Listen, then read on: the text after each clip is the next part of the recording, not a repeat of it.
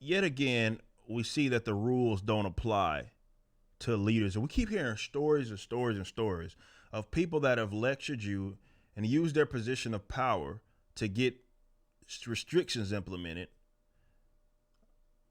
defy their own rules. Burks, which this is, if there is something to blame Trump on, you can kind of blame that shit on him, that he allowed, and this is what, I know, I get it, right? It's a win-lose, it's a lose-lose, excuse me, with leftists, because leftists will lie anyway. But giving this heifer and Fauci the stage was a fucking mistake. And it's easy to say that in retrospect, but it was a mistake. But Birx went to Delaware with family on Thanksgiving despite her travel warnings. Dr. Deborah Birx traveled with family out of state over Thanksgiving weekend, disregarding her own advice to stay home and not gather during the holidays. The White House Modelo virus response coordinator was joined by 3 different generations of family at one of her vacation properties. I wonder if she made more money being how long has Birx worked with the government? She was was she not a I don't know. I could be wrong. I don't know if she was a practitioner at some point. Or if she just worked for the government her entire life. Either way, she can afford vacation properties. I mean, I'd imagine that a doctor and a practitioner would at some point as well.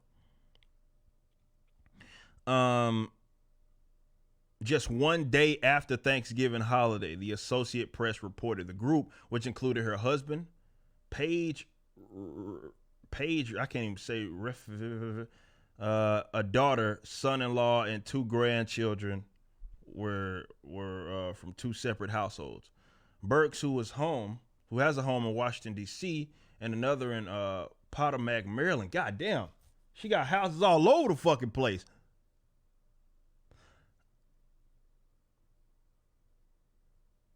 Defended the trip, saying she needed to take care of winterizing the property before a potential sale. Get the fuck out of here. That's what she went with?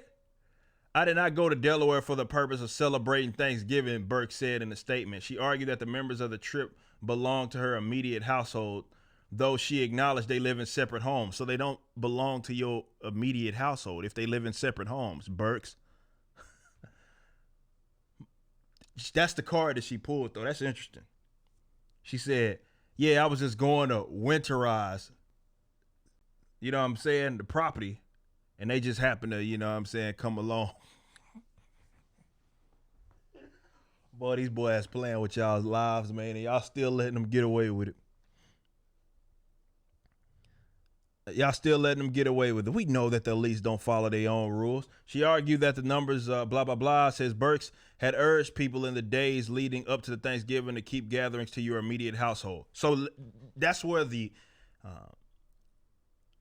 I guess what do you call it? The hypocrisy, the contradiction, if you will, that's where it lies. She claimed, and she had been lecturing you, and obviously people listen to her. This turns into policy. This turns into recommendations, which end up being enforced. She said, hey, you need to limit your gatherings to your immediate households. And then Birx links up with people that are not among her immediate household. We got another story, though. Democratic governor encourages people to stay at home. Governor of Rhode Island is facing backlash this week after she was photographed at a wine and paint night just days after she encouraged inessential activities to curb the Modelo virus. The picture taken by Erica shows Democratic Governor Gina Raimondo sitting at a table in Barnaby's public house in Providence without a mask. Oliveras told the state the station that backlash over the photo was blown out of proportion because Raymundo had only taken the mask off to drink wine. Well, I don't think that's the problem. It's still the like what they mentioned in this article. Still, others felt that Raymundo's actions were hypocritical, given that 4 days prior she urged Rhode Islanders in a tweet stay home stay home except for essential activities and wear a mask anytime you're with people you don't live with. What the hell is being is chilling at a fucking winery or whatever you're at? What that got to do with what is essential? Again, what it boils down to is the fact that the rules don't apply to them, and they know that.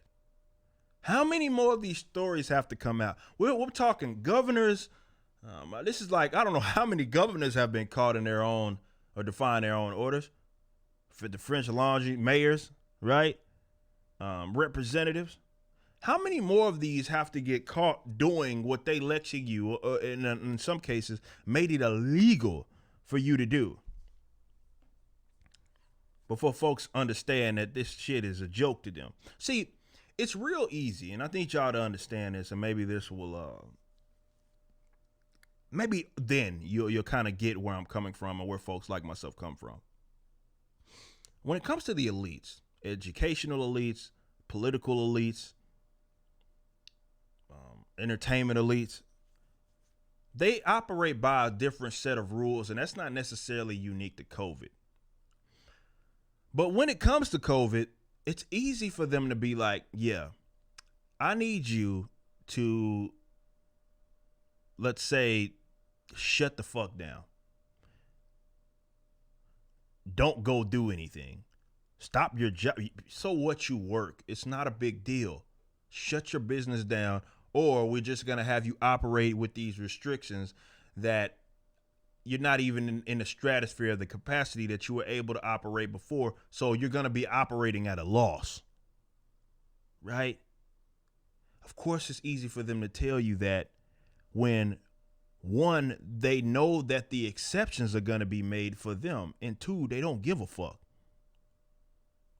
They are basically saying, this is why I say they're spitting in your face when they do this, because they're like, what are you going to do about it? Nothing. Yeah, I got caught. And then they come up with these sort of talking way around it to either make an excuse for it or some half-tailed apology. They're like, yeah, maybe I shouldn't have did that, but I did it, and I'm probably going to do it again. Just going to try not to get caught this time.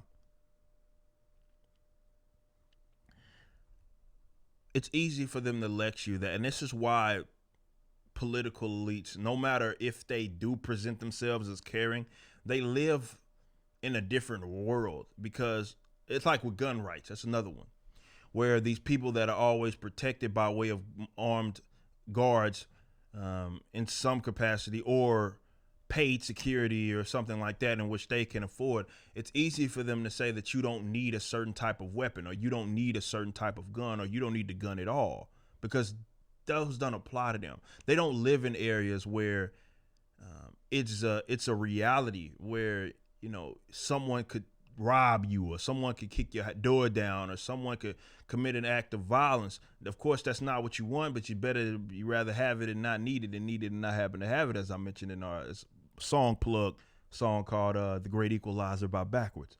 That was the whole point of the song. But it's easy for them to advocate that because they know the rules don't apply to them and they have exceptions. And the minute y'all realize that, we'll get on the other side. But I don't believe some of y'all ever will. I mean, hell, they